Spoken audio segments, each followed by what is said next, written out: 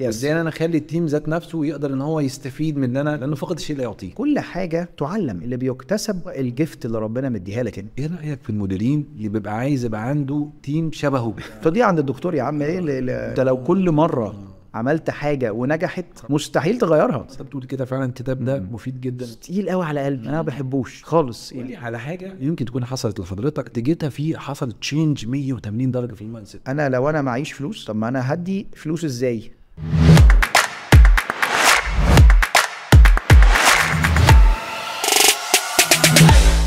ضيف النهارده دكتور احمد موسى، صيدلي شغفه بالبيزنس كان لا يغير طريقه. اخذ ماجستير اداره اعمال قسم تسويق، وبقى رائد اعمال، مدرب محترف واستشاري شاطر في المبيعات والتسويق. النهارده هو CEO لشركه وساطه عقاريه وعضو منتدب في شركه وساطه التامين. كمان ليه كتاب جميل اسمه ليه، بيحكي فيه عن مواقفنا اليوميه بشكل مختلف. وقدم برنامج فريد من نوعه اسمه في قصصهم عبره، بيربط فيه بين قصص الانبياء ومهارات الشغل اللي احنا بنحتاجها كل يوم. رؤيته بسيطه، الناس دايما تيجي اولا. في الحلقه دي من الماهر مايند سيت اتكلمنا عن الاداره الحقيقيه، عن انك تسمع، تفهم وتتعامل بحكمه، عن الذكاء العاطفي، القياده بوعي، وازاي تبني فرق اعمال ناجحه. لو انت مدير، قائد، او حتى نفسك تبدا، اسمع الحلقه دي على منصتك المفضله وهتشوف الفرق. اهلا وسهلا بيكم في حلقه جديده من الماهر مايند سيت بودكاست. معاكم احمد ماهر، رائد اعمال ومؤسس شركه تو كرييتيف سولوشنز. برحب بصديقي وضيفي العزيز دكتور احمد. ازاي حضرتك؟ اهلا وسهلا. ازيك يا دكتور احمد، عامل ايه؟ الحمد لله، انا سعيد جدا ان حضرتك معانا وقبلت الدعوه بتاعتنا في الماهر مايند سيت. ده شرف ليا، ده شرف ليا حقيقي. ربنا يخليك. اتمنى يكون يعني اضافه يعني ما اخدش من اكتر ما اضيف. لا ان شاء الله هتضيف، بخصوصا عند حضرتك يعني دايفرسيتي كده حلوه في حياتك وفي الكارير بتاعك وفي الخلفيه بتاعتك. حتى احنا 2 صيادله لكن هتلاقي نفسك اشتغلت حاجات بقى ليها علاقه بالتامين، ريل استيت، في حاجات دايفرسيتي حتى في التريننج، بنوك يعني. فالدايفرسيتي دي بتخلي فيه ثراء بالظبط كده يعني. وبما ان انت حضرتك مريت بالحاجات دي كلها، كان ليك الفرصه ان انت كنت ليدر وكنت ليد بوي. فلو احنا عايزين نربط الماهر مايند سيت وفكره البودكاست بتاعتنا انه اي حد ماهر في حياته محتاج ان هو يظبط المايند سيت، لو احنا اتكلمنا على الليدر، ايه المايند سيت بتاعته المفروض تبقى عامله ازاي؟ هايل. هو طبعا ده يعني بكرر شكري لحضرتك الاول. قبل ما هتكلم على الليدر هتكلم على حاجه يعني ممكن تكون ابسط شويه. اتفضل. على المايند سيت قبل ما نخش في المايند سيت بتاع الليدر او المانجر، وازاي نغيره وازاي نحتفظ بالحاجات الكويسه اللي فيه وازاي نطوره. عارف حضرتك الموبايل بتلاقي ايه؟ في حاجه اسمها السيتنجز اللي بالعربي الاعدادات. بتستلم الموبايل بتاعك بتلاقي مثلا لونه ازرق، لما تيجي تكتب ليه بيكتب انجليزي، تلاقي الكاميرا مثلا مش عارف متظبطه على حاجه معينه، تلاقي مفيش ابلكيشن جديده. بعدين تبدا تعمل انت بقى ايه؟ السيتنجز بتاعتك. فتغير الكيبورد من انجليزي لعربي، وتغير اللون من ازرق اللي حسب بقى يعني اللي انت عايزه، بنفسجي بقى، الوان، ايا كان. فهنا انت لعبت او غيرت في ايه؟ في السيتنجز. صح.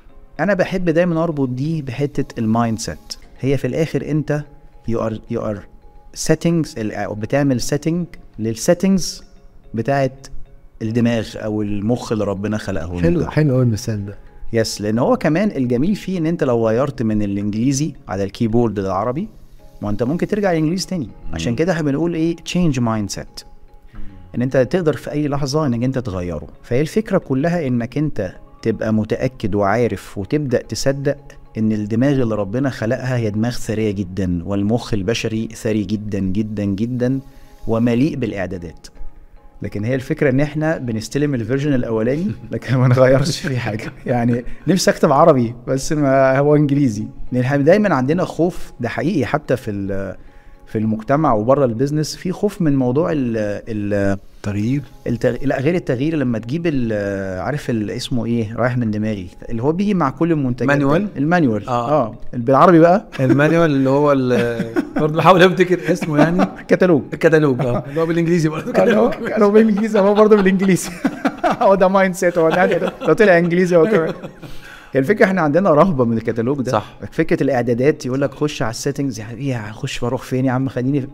فاول حاجه محتاجين نقولها في المايند سيت هو ان انت محتاج تصدق ان هو اصلا موجود وينفع تستخدمه، وان هو في ايدك وتحت تحكمك وتحت سيطرتك الكامله. السيتنجز بتاعت كيفيه عقلك بيفكر ازاي ودماغك بتروح فين ونظرتك للاشياء هي كومبليتلي بالكامل تحت تحكمك. بس خش على الفولدر في دماغك اللي اسمه السيتنجز.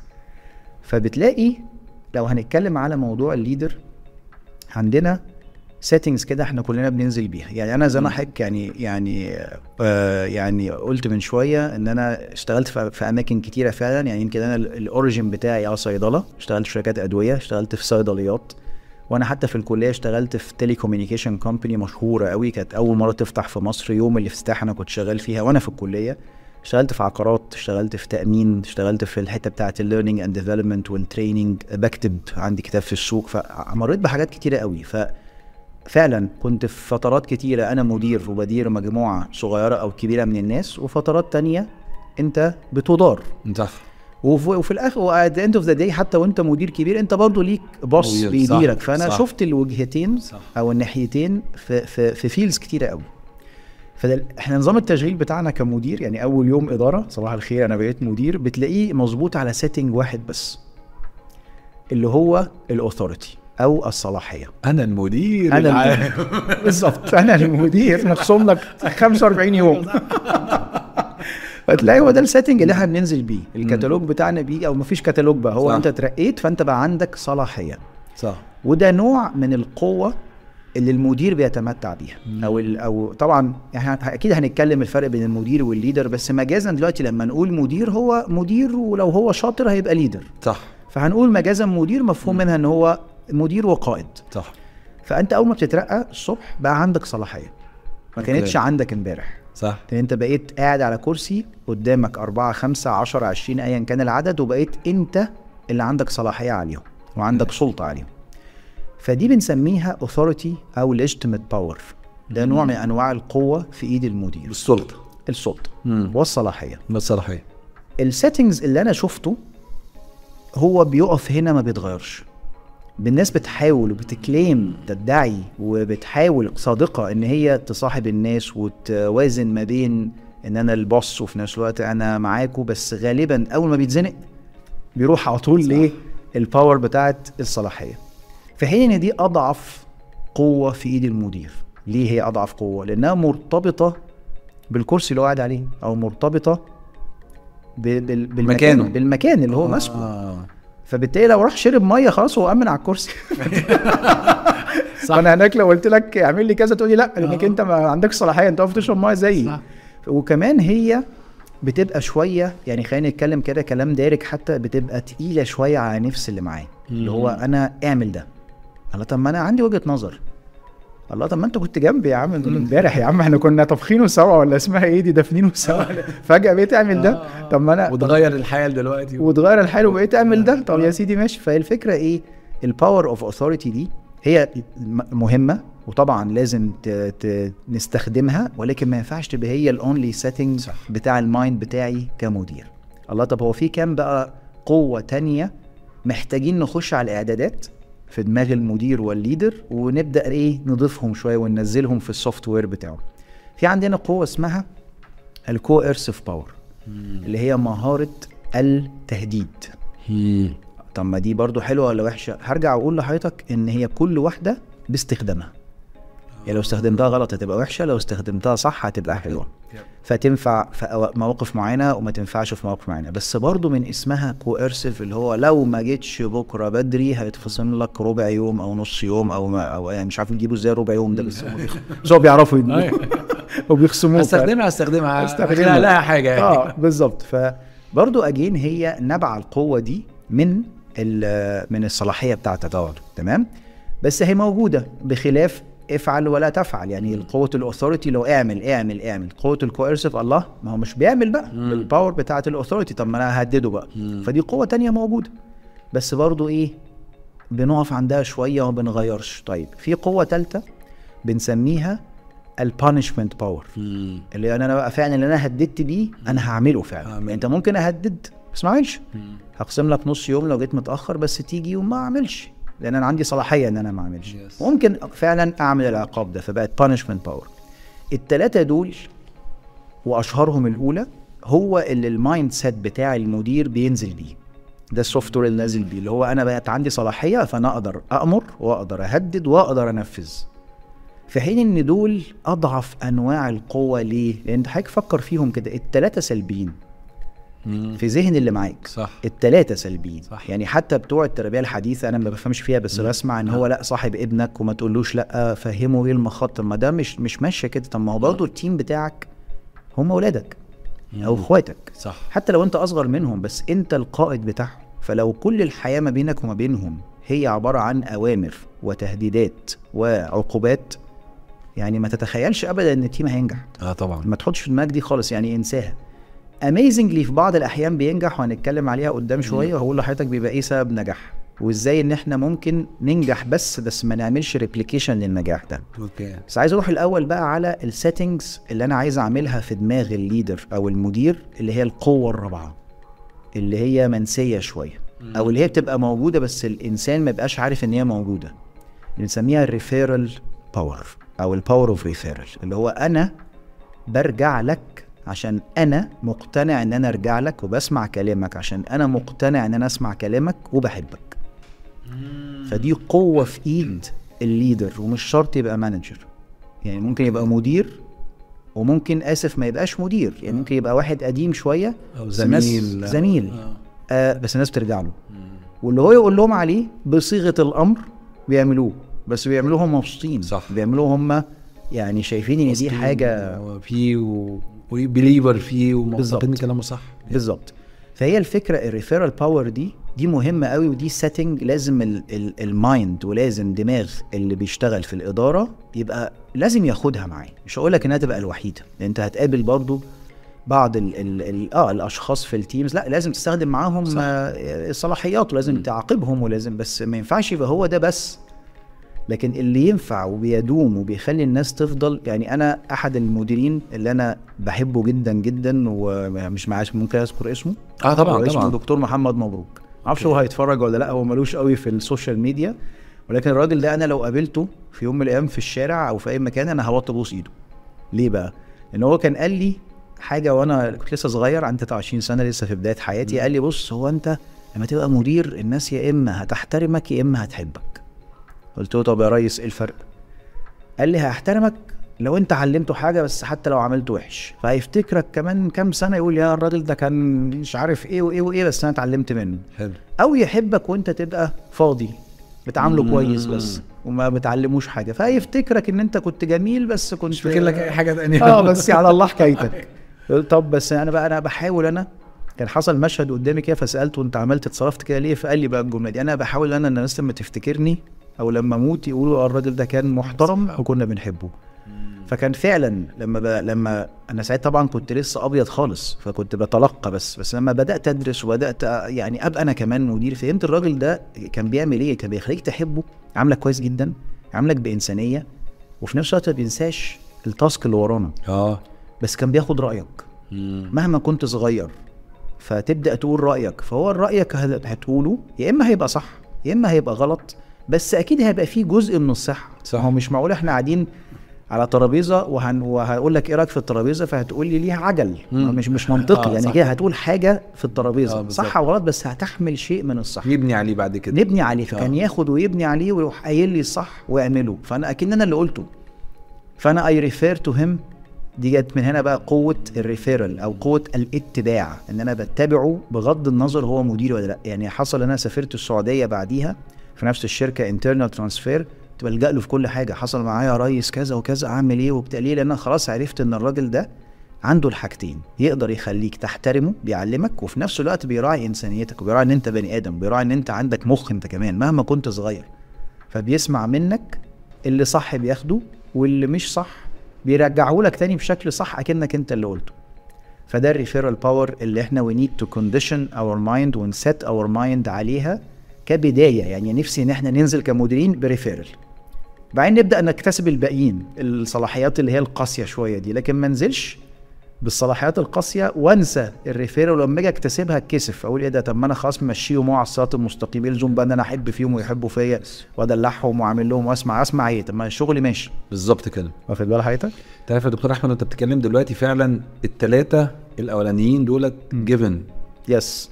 الريفيرال ايرند. بالظبط. ايرند يعني Yes. انا يعني انت بتلاقي نفسك مش بيقول لك انا على فكره بعاملك النهارده بالريفيرال، لا عمر انت اللي بتعامله على فكره، هي انت اللي بتعامله بالريفيرال، لكن Yes. الثلاثه الاولانيين هو اللي بيعاملك بالثلاثه الاولانيين. بالظبط. فعشان كده انت انه الحاجه لما بتكون ايرند يس. او مكتسبه يس. افضل بكتير ومستحقة. لا مستحقه بالظبط. Yes. هي مستحقه اكتر بكتير من ان انا اكون انا لا نازل بيها. بالظبط. طبيعي ان انت هتسمع كلامي عشان انا مديرك، عشان عندي الاثوريتي، عشان لو ما عملتش كده هديك خصم، لو عملت كده هديك جايزه. يس. بس ده اللي بيفسر على فكره في بعض يعني حتى المناصب اللي هي في حاجات مثلا يعني ليها علاقه مثلا برتب او اماكن كبيره. Yes. يقول لك فلان ده لما مشي خلاص انا مش عايز اشوفه تاني. بالظبط. وكان قاعد بالسلطه بتاعته وكان بالزبط. بيعاملنا كاننا عبيد عنده او Yes. او وفي حد تاني يقول لك حتى لو طلع معاش، لو طلب عينيا انا هديها له. بالظبط. في احد التريننج كده كنت بسال على ببتدي برضو الليدرشيب وكده، ان هو اسالهم اديني مثال لليدر انت بتحبه Yes. وعايز تقول له ايه، وليدر يعني اثر فيك سلبيا وتقول له ايه. في احد الناس انا فاكر لما سالت السؤال ده هو كان اباوت ان هو يعيط. انه بيقول لي انا حصل لي موقف معاه خلاني انزل في الشارع نيجاتيف يعني. انزل في الشارع، مشيت في كان المنصوره حوالي 4-5 ساعات ماشي عشان امتص الغضب واللي هو عمله في حياتي من كتر ما هو انا مش قادر، لان انا لو كنت قعدت قصاده قال انا كنت ممكن ارتكبت جريمه. من the other hand المدير اللي كان بيحكوا عليه التاني ده، طب تقول له ايه شكرا، اقول له اتعلمت منك، يقول لي اقول له انت الله يبارك لك، اقول له ان انت اثرت جدا في حياتي. كنت اقول لهم هو المديرين نوعين، لو فرضا انت ماشي في الشارع ومدير بيعدي الشارع الناحيه التانية وهو ماشي للناحيه التانية، يا اما هتعدي عشان تسلم عليه، يا اما هتقول يا رب اتوبيس يعدي مدينه كده عشان ما يشوفنيش عشان ما اسلمش عليه. هو ده الفرق ما بين الاثنين. فانت بايدك بالسيتنج زي ما حضرتك بتحكي عليه ده، عايز تبقى انت انهي نوع من المديرين دول. الناس اللي هتعدي عشان تاخدك بالحضن والله زي ما انت قلت كده تبوس ايده زي ما انت حضرتك قلت مع الدكتور او مع محمد مبروك. نفس الفكره او ولا لا يا ده انا يا رب ما يشوفنيش. فطبعا السيتنج ده مهم جدا ان احنا نشتغل عليه. طبعا بما ان احنا اتكلمنا على قصه السيتنج وانت بتتكلم كده اتكلمت على ليدر ومانجر والدايلما اللي دايما طب انا ليدر لا انا مانجر لا انا المفروض ابقى مانجر لا انا المفروض ابقى ليدر طب كل ليدر مانجر كل مانجر ليدر. شويه الحاجات اللي في القصه دي انت شايفها ازاي وشايف الفروق ما بينها ازاي وايه علاقه المايند سيت بالليدر والمانجر والقصه دي؟ اقول لحضرتك انا باخدها من زاويه انا تعبت قوي فيها الصراحه. لو الناس كلها تعبت فيها وفي كتب كتيره وفي فيديوهات كتيره بتتكلم على الحته دي، انا خلصت بعد خبره ومراجعه يعني طويله جدا في الموضوع ده ان هما الاثنين الفرق ما بينهم التوقيت.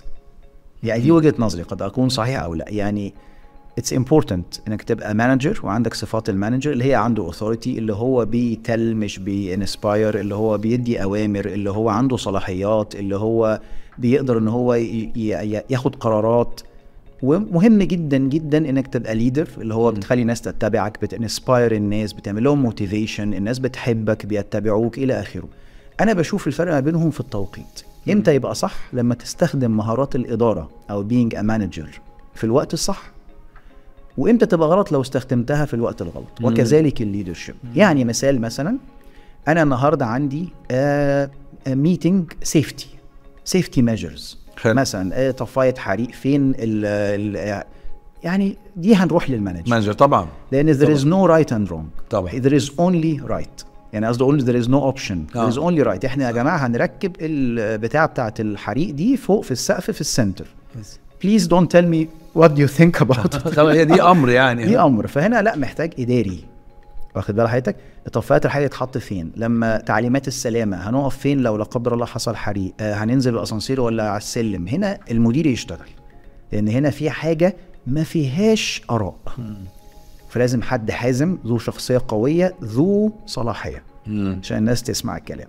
ما ينفعش هنا ليدر يا جماعه ايه رايكم نركب فين البتاع بتاعت الحريق النهارده شكلها حلو هنا، طب ايه رايك لا هنا يبقى انا هنا استخدمت مهارات الليدرشيب في وقت حلوه غلط. بس في وقت غلط فاصبحت مش مظبوطه. طيب نيجي مثلا ليه ان انا هطور مهاره عند واحد، فالواحد ده لسه جديد او حتى قديم بس عنده حته معينه ما بيعملهاش كويس، ما اعرفش مثلا يسمع كويس. لا هنا ما تشتغلش خالص المانجمنت سكيلز، ما ينفعش اقول له اسمع، تسمعش ليه؟ اسمع. الله طب انا لو ما سمعتش هخصم لك. الله طب ما هنا ما تشتغلش، لان الراجل مش بايده، هو مثلا بيقاطع اللي قدامه كتير، ما بيركزش قوي في محتاج ايه. لا ليدرشيب سكيلز، ان انا تعالى اوريك انا بعملها ازاي، واعرض نفسي ان انا اعملها قدامه عشان يثق فيا فيحبني فيؤمن بيا، فبعدين اخليه يعملها واصبر على الخطأ واستحمله واستنى اسبوع وارجع اجيبه تاني، فهنا يشتغل الليدرشيب. فهي الفكره الاتنين بنفس الاهميه بالظبط. ان في ناس كتير قوي، وده بقى باك للسؤال بتاع المايند سيت، برضه بيبقى نازل السيتنج بتاعه ان المانجر ده وحش. ايوه يعني انا مش مانجر يا عم انا مش مانجر، يا عم انا قائد صح انا ليدر. فده برضه المايند سيت ده يعني مش عايز اقول خطأ، ولكنه يعني جنبه الصواب قوي. لا هو مش وحش، هو استخدامه في وقت غلط هو ده اللي وحش. لان برضه استخدام الليدرشيب او الليدرشيب سكيلز في وقت غلط هو ده الوحش. فوي ان احنا تو سيت اور مايند برضه اجين على ما نكرهش واحد ونقع في غرام التاني. مفيش واحد حلو وواحد وحش، هو الاستخدام لازم يكون في التوقيت الصح. الاستخدام بتاع المهارة دي او دي في توقيت غلط زي ما شرحنا في الامثلة، ده اللي هيخليك ماشي في سكة مش صح. يس يمكن ده حتى من هنا ظهرت الفكرة بتاعت السيتويشنال ليدرشيب. ان انت في بعض مواقف معينة بتستخدم نوع معين من الليدرشيب. يعني لانه فعلا استخدام وان سايز فيتس اول ده ما ينفعش. بالظبط. ما ينفعش ابقى على طول الخط كورسيف، ما ينفعش على طول الخط ابقى ريفير، ما ينفعش ابقى على طول الخط مدير، ما ينفعش ابقى على طول الخط ليدر. هي فعلا على حسب السيتويشن. بالظبط. واعتقد كمان كده بناء على اللي انت بتقوله يا دكتور احمد، انه اما افهم المايند سيت دي مظبوطه، اذا كنت انا مانجر او ليدر، بيبقى ليه امباكت على البرفورمانس بتاع التيم. طبعا ازاي الموضوع ده بيبقى ليه بوزيتيف امباكت او بيبقى ليه تاثير ايجابي على الاداء بتاع التيم ونجاحهم في تحقيق الاهداف بتاعتهم. طبعا ده تشالنج كبير قوي، لان انت اصلا ان تشالنج ان المايند سيت بتاع الشخص نفسه اصلا يقدر يتحكم فيه اصلا. هو نفسه لوحده ده تشالنج لوحده، انه يقدر ان هو يغير رؤيته للاشياء. يعني احنا ما عرفناش لحد دلوقتي المايند سيت، يمكن قعدنا نتكلم حواليه بس ما عرفناش. انا تعريف للمايند سيت ببساطه شديده هو انك انت تبص للاشياء بنظره اخرى، لا هي احسن ولا هي اوحش، هي اخرى. عشان كده اسمها تشينج. ما خلي بالك حضرتك، التشينج ممكن يبقى نيجاتيف وممكن يبقى بوزيتيف طبعا، بس خلينا نقول ايه التشينج ده. ممكن يبقى انا كنت باصص لحاجه شايفها كبيره قوي في حين ان هي صغيره، فده تشينج المفروض ابص لها صغير شويه، او كنت باصص لحاجه صغيره قوي وطلعت كبيره جدا، فده انذر تشينج. فهي الفكره انت بس قدرتك على تغيير او تطور رؤيتك للاشياء عامل ازاي. طب انت ده تشالنج وده صراع جامد طبعا جواك انت لوحدك طبعا. طيب امال هنطلع للناس بقى فدي برضو ده اقوى صح. وكمان انت طالع للناس وعليك تارجت، انت كمدير في اي بقى صناعه انت بتشتغل فيها في هدف لازم تحققه طبعا. وفي نفس الوقت عندك دايفرستي زي ما حضرتك قلت من ناس مختلفه، فكل واحد ليه الطريقه بتاعته وليه الزون بتاعته وليه تركيبه دماغه. فهي انا انصح واقول هنا، او يعني انصح نفسي قبل اي حد، ان انت اولا تاكد منك مسيطر على المايند سيت بتاعك، تاكد منك مسيطر على رؤيتك للاشياء بكذا منظور، تاكد ان انت amiable enough او flexible enough ان انت تقدر تقبل انك انت بتنظر على الشيء ده بقالك كتير قوي غلط وتبدا تبص له كويس. في معضله يعني هي كوميديه شويه، اللي هو ايه، تلاقي ناس بتحب شخصيه القرموطي بتاعت احمد ادم بس ما بتحبش احمد ادم. وتلاقي ناس بتحب مسلسلات محمد رمضان بس ما تحبش اغانيه. الله طب ما هو نفس الشخص. فهي الفكره هنا انت هتبص له هنا بقى انت بتبص له فعليا، هو بيقدم لك انترتينمنت، فانت هتبص له ان هو القرموطي وتنسى ان هو احمد ادم، هتتبسط. لو انت ما بتحبش احمد ادم، طبعا احمد ادم فنان كبير طبعا وبنحبه كلنا يعني. بس قصدي اقول في بعض الاحيان بتبقى الشخصيات اللي بيقدمها الفنانين طاغيه على شخصيتهم الحقيقيه، فانت بتفرق بقى هنا. انا بحب حد كتير قوي من غير ذكر اسماء يقول لك انا بحب تمثيله بس ما بحبوش هو. طب ما ده مايند سيت، ان انت نجحت في انك انت تتفرج على الشخص لمده ساعه ونص عمر الفيلم او لمده 30 حلقه عمر المسلسل وانت ما بتحبش الشخص. صح. بس انت ظبطت دماغك ان انت هنا بتفرج على الشخصيه، ايوه على الاداء بتاعه. ايوه. فهو ده اللي انا بقوله، ان انت هتغير ازاي طريقه تفكيرك، ما تبصش الاشياء من زاويه واحده اللي هي دايما انت اتعودت تبص لها. ونشأتك وتربيتك وخبراتك هي حطتك في الحته دي. عشان كده برضو انا هرجع على الناس مش هنساهم ما تقلقش، بس عايز اقول ايه، الحادثه لا قدر الله بتاعت العربيه بتحصل امتى؟ غالبا بتحصل للي بيسوق كويس. ولا حياتك رايك ايه؟ ولا اللي بيتعلم؟ لا اللي بيسوق كويس. اللي بيسوق كويس لان في learning curves، احنا بنتعلم، فانا هبقى ايه، واخد بالي جدا، مظبط المرايه، ماشي على اليمين، كوشيس قوي واليرت وبتاع غالبا مش هعمل حادثه. جنبي الراجل اللي بيمرني اللي معاه برضو يعني توصيله على الفرامل، فغالبا مش. مين اللي بيعمل حادثه؟ متمكن. انا خلاص خدت الغرزه دي 100 مره قبل كده، فولا مره خيشت. هنا بتحصل الحادثه. ليه؟ لان انت المايند سيت بتاعك مش متغير حتى في الحته الصغيره دي بتاعت غرزه العربيه. انا خلاص اهو تمام كده، انا هاخد. انت ما عملتش حساب وما بصيتش الامر بنظره السواق اللي قدامك اللي هو ممكن يكبس بنزين. طب هو ال 99 واحد اللي فاتوا ما كبسوش، بس ممكن المره دي يكبس. يقول لك العربيه عارفه طريقها، هي بتاخد الغرزه كده لوحدها، صح؟ اسمع كده، اوتو بايلوت. اوتو بايلوت. وتلاقي فعلا كل العربيات لا قدر الله تعمل حادثه، لا تلاقي ناس مش بتتعلم سواقه. فهي الفكره ان انت عشان ما تعملش حادثه بقى في البيزنس محتاج كل شويه تراجع نظرتك للاشياء، وهل الزاويه اللي انت بتبص منها دي هي السليمه وهي الصح ولا لا. طب تنقلها ازاي بقى للناس؟ اول حاجه انا استفدت جامد جدا في ان انت نفسك لازم تبقى مسيطر عليها، بعدين تبدا تخرج للناس حسب بقى الناس. ما هو ما فيش زي ما حضرتك قلت، ما في دايفرستي رهيبه، بس هم بنلمهم في 4 انواع. مش عارف ليه دايما 4، بس هي العلم دايما بيدينا 4 انواع. طب انا ممكن قبل ال4 انواع دولت، يعني انا هفترض ان انا عندي مايند سيت هنقول نيجاتيف مثلا، وعايز انقل النيجاتيف دي البوزيتيف. اوكي. فقبل ما نقول ان ننقلها للناس، عايز اعملها الاول عندي انا. اوكي. هل في ستيبس، هل في براكتسز، هل في حاجه انا اعملها بحيث تحولني من مايند سيت لمايند سيت؟ يعني مثلا في مايند سيت يقول لك فيكسد مايند سيت، جروث مايند سيت، يس، رياكتيف مايند سيت، برواكتيف مايند سيت، يس. في انواع كتير وتصنيفات كتير في المايند سيت، واحنا قلناها في احد حلقاتنا مع زميله لينا يعني، واتكلمنا عن انواع المايند سيت ايه هي وازاي تنتقل من الناحيه الثانيه. فانا كنت عايز اسال حضرتك ازاي الواحد ينتقل من مايند سيت لمايند سيت؟ عاملها ازاي عشان بس المشاهدين او المتابعين يعرفوا ايه الخطوات اللي يعملوها عشان يتحول من مايند سيت لمايند سيت؟ اول حاجه الادراك، ان انا ادرك اصلا ان في مايند سيت، اصلا ان في الشيء ده موجود. اصلا انا ما افتكرش ان انا دي مهاره او نوليدج او سكيلز او خبره، لان انا ممكن ابقى فاكر ان انا بعمله صح هو نتيجه لخبرتي ومهارتي، وطبعا ده حقيقي، بس مش بس، هو نتيجه برضو لنظرتي للامور ازاي. فدي اول حاجه، ان انا ادرك ان اصلا في حاجه اسمها مايند سيت. تاني حاجه ابدا اشوف ماي مايند سيت ماشي ازاي. يعني زي مثلا انا كل ما بلاقي ولد جديد بيجي، فانا بعتقد ان هو في خلال 3 شهور مش هينجح، فبحطه مع المدير الجامد الناشف اللي عنده ناس كتير عشان لو ما نجحش يخرج. This is a mindset. دي مش خبرة، ده mindset. انا اوتوماتيك subconsciously بروح حاطط الولد ده مسكنه في التيم ده. طب ما ابدأ طالما انت ادركت ان دي اصلا مايند سيت، حاجة رابعة غير الخبرة والنوليدج والحياة اللي انت عشتها. طب ما تجرب تبص من زاوية تانية، ما تجرب تبص من زاوية ان الجديد ده ممكن ما يبقاش هو حد جاي احتمال يفشل واحتمال ينجح، لا ده ممكن يبقى حد جاي يغير لك شكل التيم كله. صح. فريش بلاد وفريش اي ومتحمس. فبدل ما تحطه زي ما كل مرة بتحطه عند المدير الجامد ده، حطه عند المدير الاميبل الفلكسبل اللي هياخده في حضنه، اللي هيديله شوية ريفيرال باور. فلازم اولا ادرك، ثانيا ابدا احلل المايند سيت بتاعتي الحاليه عامله ازاي، وخاصه الناجحه. انا كنت اقول لك ده، انا اقول لك النيجاتيف ده الناجحه ليه بقى؟ لان هي دي الخدعه.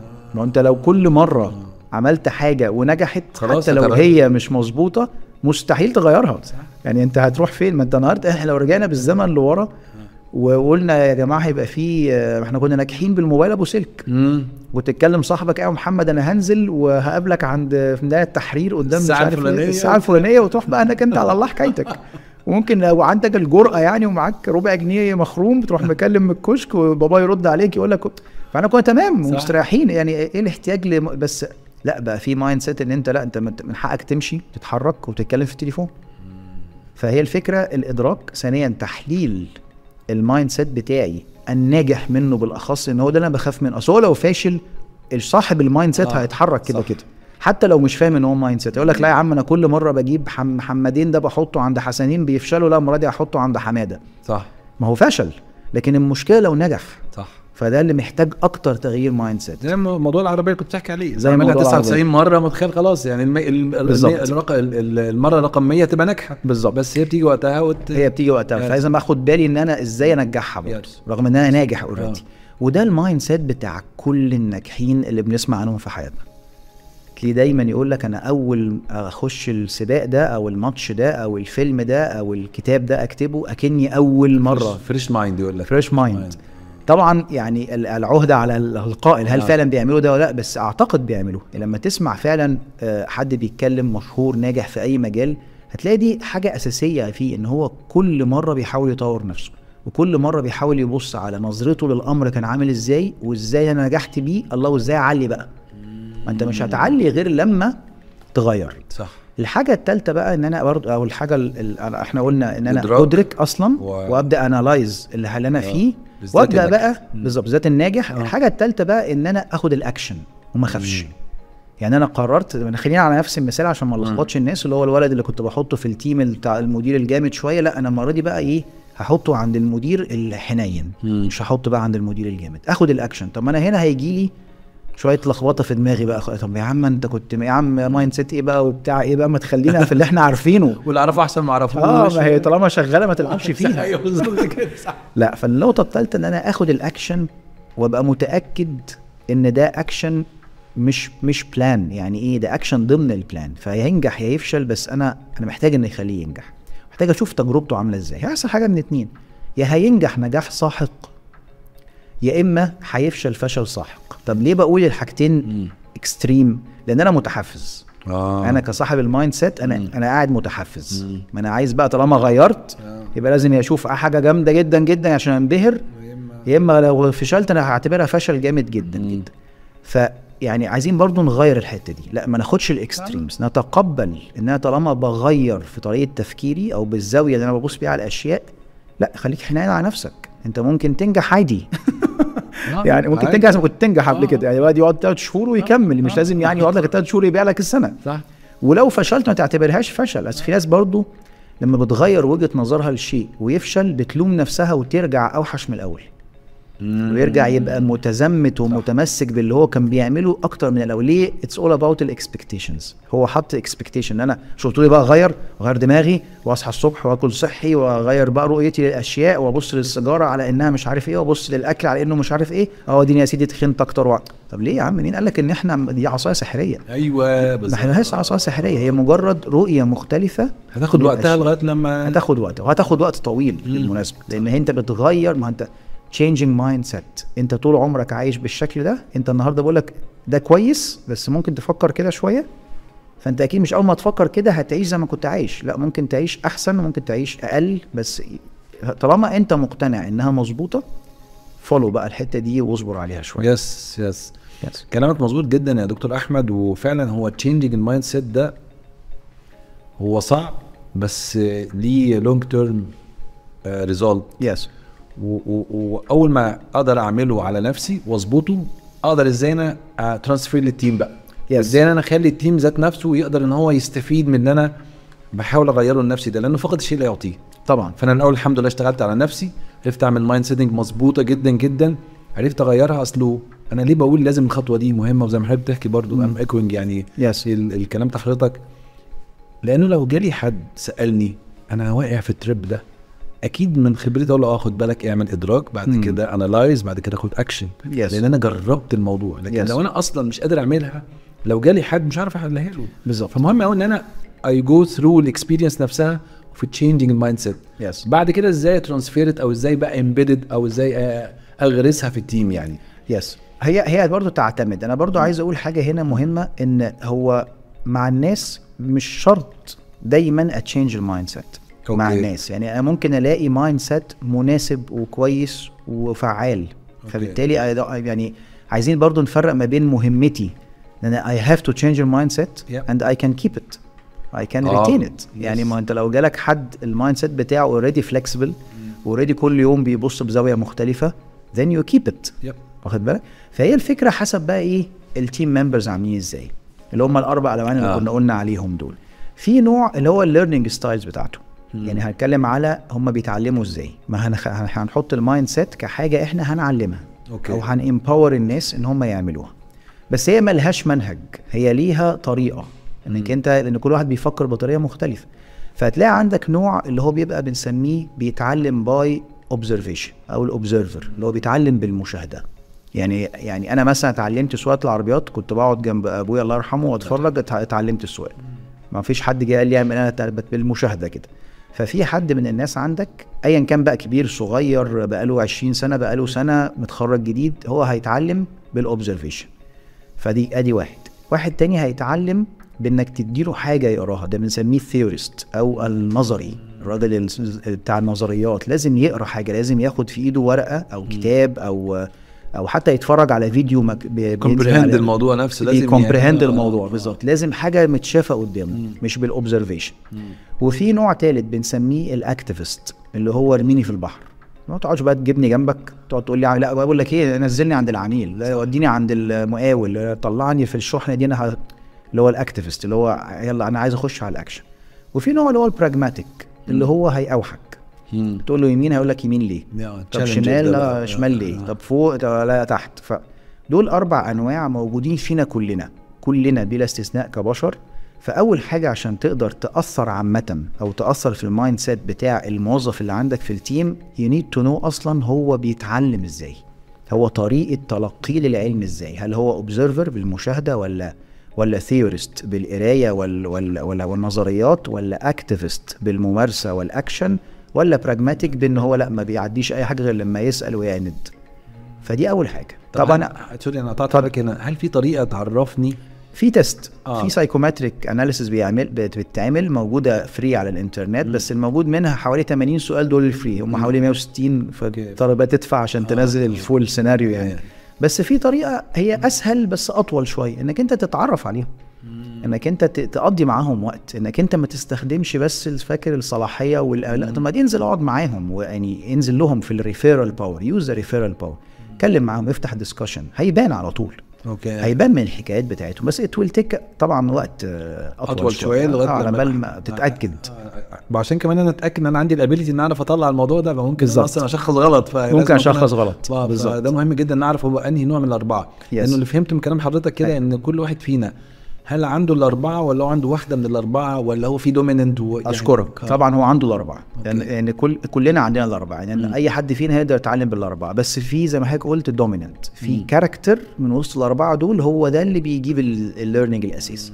يعني الراجل الثيوريست لازم يتعلم بالقرايه والكتابه، ما انت لو فرجته على فيلم هيتعلم اوبزرفيشن، بس مش هيبقى مرتاح، مش هيتعلم قوي. لكن لو اديته كتاب يقراه ده كده ايه يبقى تمام جدا. فهي فعلا اشكرك، هي فعلا كلنا بنتعلم بالاربعه، ولكن كل واحد فينا عنده حته كده دومينانت شويه.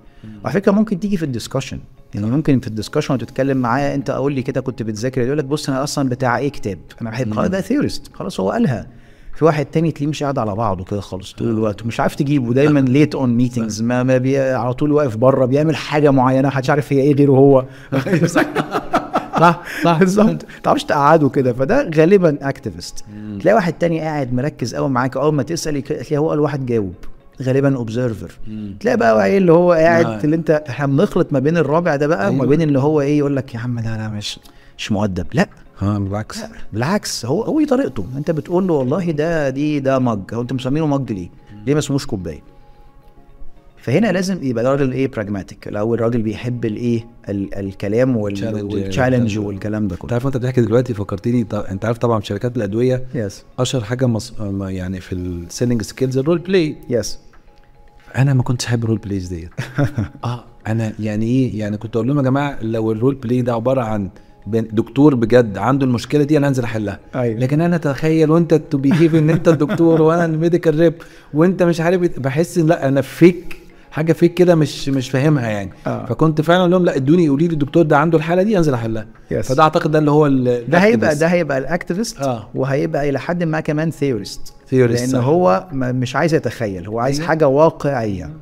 تلاقي اللي بيجودوا قوي ويحبوا قوي الرول بيقول لك انا هطلع على الدكتور بعد كده يطلع يقول لك انا هطلع على الدكتور يا سلام يا سلام ما عرفتكش انا بالظبط كده. ده بيبقى الاكتيفست اللي هو بيأدي حلو قوي. في واحد تاني تلاقيه متداري خالص ما يحاول يستخبى وبتاع، ده هو بس هو بيتعلم، هو شايف بيتعلم من اللي بيحصل قدامه، ده اوبزرف. في واحد اصلا انتوا اصلا ايه لزوم في انتوا عايزين ايه اصلا، ايه بتعملوه ده؟ ده براجماتيك اللي هو ما توديه عند الدكتور يا عم، ايه اللي فاهم. فهي الفكره اعرف بس الليرنينج ستايل بتاع كل واحد. الله طب ايه علاقه الليرنينج بالمايند سيت؟ ما هي كل حاجه تعلم، كل حاجه تعلم. اللي بيكتسب هو الجفت اللي ربنا مديها لك، ان انت يعني خلينا بعيش اوزن الكلام تاني. يعني قصدي اقول ايه، انت تقدر تعلم كل حاجه حتى طريقه التفكير بالظبط، والمايند سيت هو طريقه تفكير. فلو شفت حد مثلا طريقه تفكيره بشكل معين وعرفت ان هو ثيورست، ممكن تعلمه يغير طريقه تفكير بانك تديله كتاب بيتكلم عن حاجه مثلا عكس خالص اللي هو بيؤمن بيه.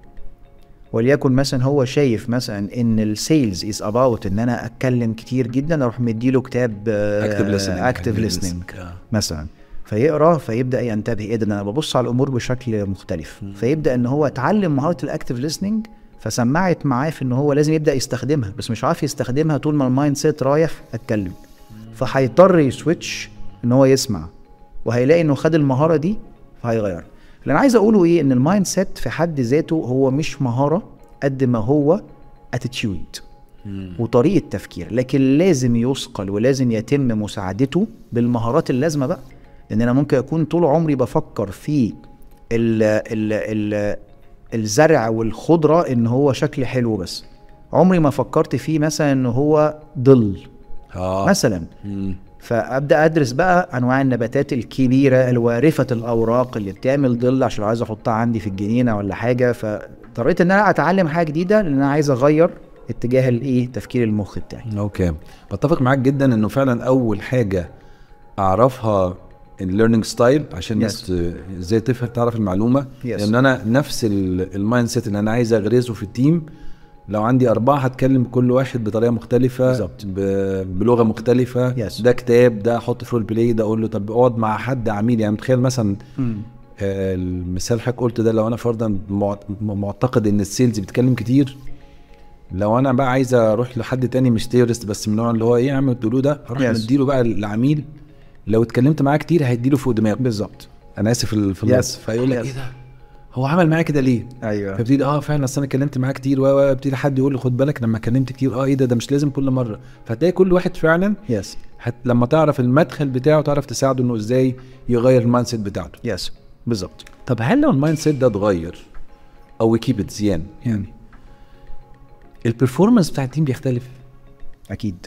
يعني انا هفترض دلوقتي انا مدير على تيم جديد، وقدرت ان انا اعرف الباب او المفتاح بتاع كل واحد في التيم عندي. ابتدت الناس المايند سيت بتاعتهم بقت بالطريقه اللي انا عايزها. قد ايه الموضوع ده بيرفلكت على البرفورمانس بتاع التيم، على اتشيفنج الجولز؟ يعني قد ايه الموضوع ده بيحصل؟ طبعا هو هيختلف، ده اكيد. لان هي بمثال بسيط جدا، لو حد متعود ان هو مثلا بيبيع البضاعه بتاعته زي مثلا في السوبر ماركت الصغير، وجايب رقم وشاطر ومترقي 50 مرة في حياته المهنية.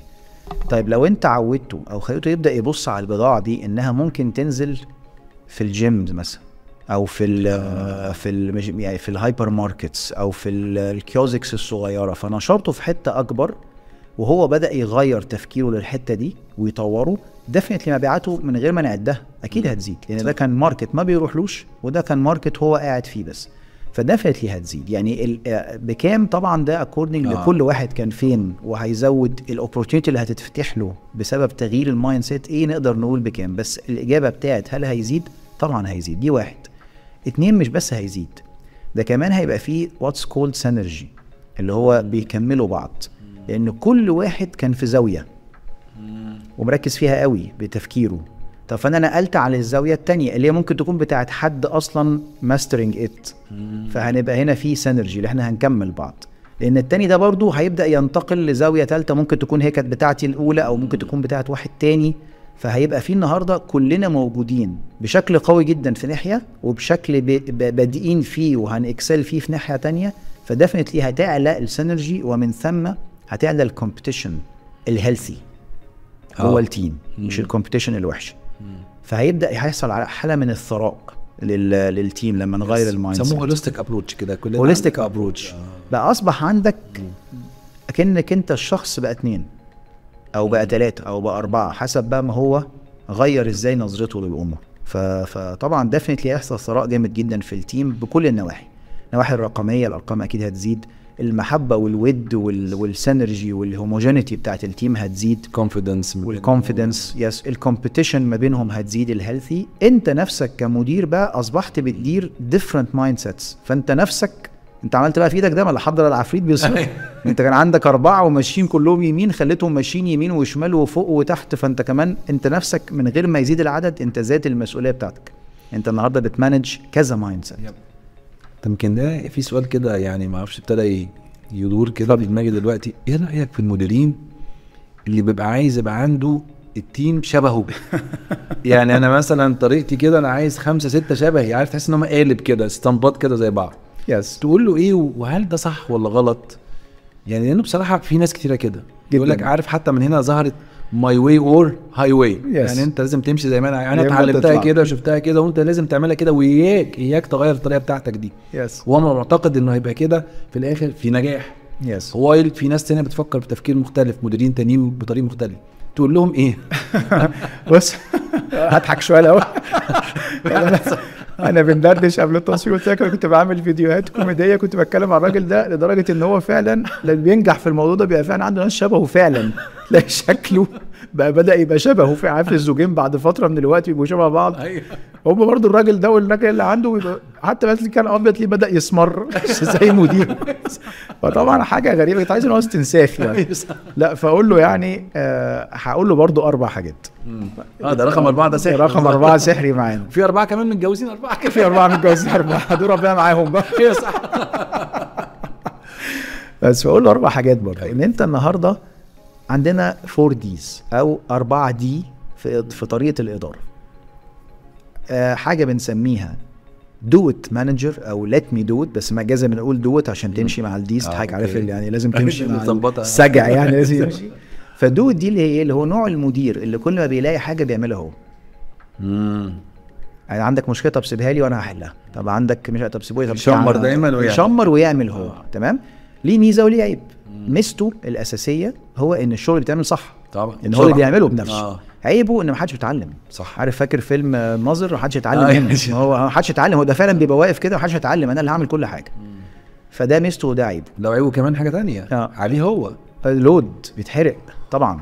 يس شكرا. ان هو نفسه بيبرن اوت بعد فتره قليله جدا، او ما بيعترفش ان هو هيبرن اوت. لا ما بيعترفش، لا اديني انا تمام، وبعدين فجاه تلاقيه في المستشفى. ايوه كنت هقول لك بيقع والله يعني بسبعه بيقع مش قادر قادر فعلا. صح. يس. فطبعا ده للاسف ده واحد من الناس اللي بيكون ناس شبهه في ايه؟ هم شافوا ده الطريقه دي طريقه الاداره. فاحنا لما ان شاء الله ده لو حصل احنا بقينا مديرين والراجل ده ما حدش فيهم هيبقى مدير الا الراجل ده مات. ما لهاش حل. ولو هيبقوا مديرين يبقوا مديرين مش شاطرين وما اتعلموش حاجه. مديرين مش شاطرين بالظبط. بس احنا هنعمل ده برضه اللي احنا عارفينه هنعمله. فده مش طريقه صح، او يعني موجوده بس ما بنشجعهاش قوي. وفي ديكتاتور مانجر. ده بقى يمكن الحاجه كنت قصدك عليه، اللي هو كل حاجه هتمشي زي ما انا عايز، الناس كلها هتعمل اللي انا بقوله، والناس كلها مفيش اراء، والناس كلها هتشوفني بعمل ده هتعمل زي. وده طبعا اكبر مصنع لتفريغ اللي هي الوحدات المتشابهه اللي هي السيميلاريتي دي. هو ده واخد بالك. برضه ليه ميزه ان هو برضه الشغل بيجت دن، لان غالبا بيبقى شاطر طالما الناس حاطينه في المكان ده. طبعا عيبه واضح ان انت اصلا غالبا هيبقى فيه ظلم، غالبا هيبقى فيه عدم اهتمام، غالبا برضه او الناس هتتعلم بطريقه واحده، ما الناس هتتعلم بطريقه واحده، فكلهم هيطلعوا شبهه كوبي بيست. هو بيعمل ده وفي خوف فانا لو عملت حاجه تانية بقى اكيد غلط او اكيد هيحصل لي مشكله. فده برضو بينتج عنه النوع ده من الناس. في نوع ثالث اللي هو disappearing manager. ده بقى دماغي قوي بقى، اللي هو now you see me now you don't see me. اللي هو انا موجود اهو على مكتبي، انا قاعد اهو بس انا مش موجود. يعني يا يكون يا باش عند المدير فاهم، يا واقف بره، يا يعني فاهم كل ما تحتاجه ما تلاقيهوش. ده بقى ما بيولدش ناس شبهه. ليه بقى؟ لان ده ميزته ان الناس بتسيك ليرنينج بعيد عنه. لو هم كويسين بيبداوا بقى الله، طب ما هو مش موجود فانا هتعلم بقى من مين؟ من whoever I consider him او her as a mentor. referral power، المدير التاني، الدايركتور، الزميل القديم، الزميل الصغير. فميزته ان هو بيسيب الارض خصبه للكويس واللي مدرك انه لازم يتعلم، وده ما بيولدش ناس كتيره زيه لان هو مش موجود. وفي النوع اللي انا افضله واللي انا بقى هرد على سؤال حضرتك اللي هو لو سمحتوا ما تولدوش ناس شبهكم، لان انت ما انتش احسن فيرجن. انت فيرجن جيد وشاطر عندك في طريقتك، في شكلك، في خبرتك، انت كويس وشاطر ومفيش حد انجح منك. لكن مش شرط اللي يستخدم نفس الطريقه بتاعتك ونفس فكرك ونفس المايند سيت بتاعك هيبقى شاطر زيك. ممكن يبقى يعني اقل منك شطاره، واحتمال صدفه بحته قدريه انه يبقى اشطر منك، دي ما شفناهاش يعني. فبقول لك لو سمحت استخدم بقى الطريقه اللي جايه دي او الدي الاخيره اللي هي الديفلوبر مانجر، المدير المطور. انت منين ما تشوف حد حواليك لو سمحت نوت امبوز رايك، ما تفرضش رايك. لو سمحت ما تختفيش، لو سمحت ما تبقاش ديكتاتور، لو سمحت ما تحكمش على الناس، لو سمحت طورهم. فلو سمحت ديفلوب الناس. طيب انا عشان اديفلوب الناس، لو انا النهارده هطلع بالدور الثاني مش لازم يكون في اساس؟ صح كده؟ صح. طيب فانت عشان تديفلوب، لو انت ديفلوبر ومؤمن بيها، يبقى اكيد اللي قدامك ده عنده حاجه. صح. لان انت مش بيلدر. احنا ما قلناكش انت بتبني، لا انت راجل بتطور. فهو عنده حاجه طورها، وطورها بمهارات القياده والاداره اللي بنسميها بين قوسين الكوتشنج سكيلز. ودي ممكن نتكلم عليها لو يعني وعندنا وقت. دي مجال جميل جدا وهيفيد جدا. انا لسه كنت مع احد الزملاء برضو، قلت لهم لو تسالوني ايه اكتر حاجه نفسي ان كل الناس اللي في العالم كلها يتعلموها هي كوتشنج سكيلز. يس اتفضل. فدي تخليك ما فيش حد شبهك. لا، في ناس فيرجنز افضل منك او زيك بس بفيرجن مختلف. صح. زي ما تلاقي الموبايلات كده بدون ذكر، تلاقي نفس الموبايل في 50 ماركه او 50 كاتيجوري، سواء نفس الموبايل. صح. فدي حلو، بيديك فرايتي. صح. يعني طبعا الكلام ده طبعا خطأ تماما. مش لازم تكون انت عندك تيم عشان تبقى ليدر هنا، ولا في ايموشنز ولا في انتليجنس سمع ولا اي الله. وانت ليه بتنزلني كل يوم جمعه؟ هو بيبقى عباره عن 4 مراحل. يس. اول حاجه فيها السيلف اويرنس، ما كانتش بتقولها. ما كانتش بتقول. يعني لموا الموضوع ده رقم 4 برضه. ده رقم 4 هم برضه. انا خايف نطلع في سر جوز 4 والله. انا كنت حابين الرقم 4. في سر ورا رقم 4. كويس ليتس تشالنج. لا دي حقيقه. لان هو اصل هو الباشن. ايه تعريف الباشن؟ هو انا الشغف بالحاجه اللي انا بعملها، اللي هو تحب ان انت تعمله، فهتلاقي نفسك انت تبدع فيها، تعمل بيها فلوس. او اقول لك لا، بقول لك ايه، الراجل ده معاه فلوس. الله، طب ما انا اعطيتك اهو، بس مش بشكل مباشر. يكون الوزير بالظبط التربيه والتعليم يكون بالظبط كان خريج مش عارف بالظبط تربيه. وبكده نكون وصلنا لنهايه حلقتنا النهارده من الماهر مايند سيت. يا رب تكونوا استفدتوا من الافكار والتجارب اللي شاركناها معاكم. ولو عجبتكم الحلقه ما تنسوش تعملوا لايك وشير، وكمان تشتركوا في القناه عشان تتابعوا كل جديد ينزل من الماهر مايند سيت. منتظر تعليقاتكم وارائكم واقتراحاتكم لمواضيع نناقشها وضيوف تحبوا تشوفوهم معانا في الحلقات الجايه. اشوفكم على خير. الماهر مايند سيت، بوصلتك للنجاح.